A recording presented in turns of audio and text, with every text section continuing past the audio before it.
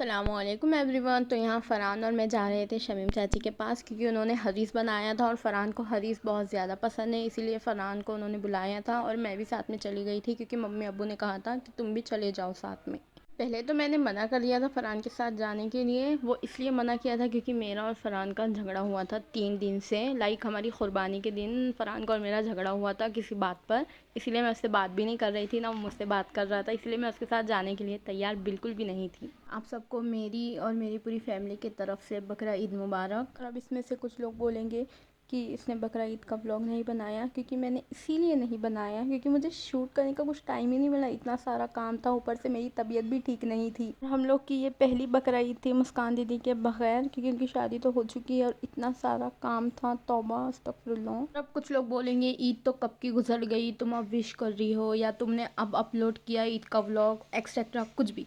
तो मैं इन लोग को बोलना चाहूँगी कि मेरी तबीयत ठीक नहीं थी और घर में बहुत सारा काम था, इसीलिए मैंने पहले ना एडिट किया ना शूट किया। ये सब ईद के 2-4 दिन के बाद का व्लॉग है।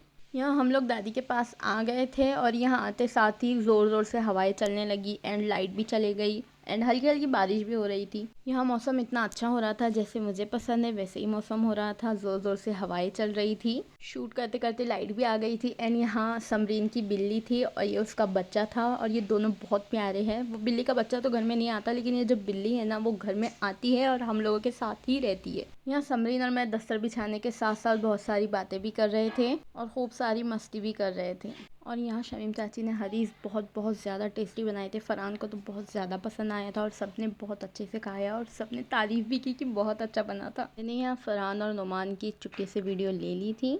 फ़रहान और मेरे यहाँ रिटर्न घर के लिए निकल गए थे, क्योंकि बहुत ज़ोर ज़ोर से हवाएं चल रही थी और लाइट भी बार बार आ जा रही थी और हमें ये डर था क्योंकि हम लोग घर में जल्दी नहीं पहुँचे तो हमें कीचड़ में से चलते हुए जाना पड़ेगा, इसीलिए हम लोग खाना खाया, थोड़ी देर बातें की एंड सीधे निकल गए घर के लिए।